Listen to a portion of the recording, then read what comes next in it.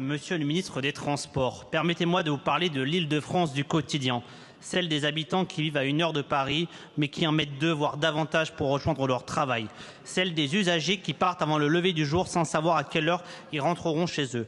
Pendant le week-end de l'Ascension en Seine-et-Marne sur la ligne P, des voyageurs sont restés bloqués pendant des heures.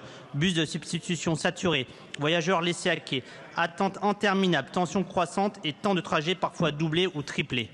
Et ce chaos risque de se généraliser cet été, comme le dénoncent les collectifs d'usagers.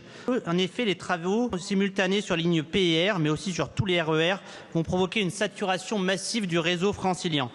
Cela a-t-il suffisamment été anticipé? J'en doute fort. Si une canicule survient en même moment, alors le moindre incident, le moindre drame bloqué ou retardé peut rapidement transformer le trajet des usagers en un véritable calvaire. Monsieur le ministre, si les transports du quotidien relèvent en grande partie de la région, l'État ne peut pas rester spectateur.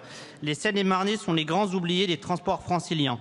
La ligne R affiche les pires taux de ponctualité d'Île-de-France. Quand la ligne P, je la prends depuis le collège, cela fait des années que les usagers subissent les travaux permanents, des week-ends sans circulation et des trains annulés sans aucune amélioration visible. Pire encore, dans de nombreuses communes rurales pourtant situées en Île-de-France, des habitants n'ont même pas de solution de transport pour rejoindre une gare.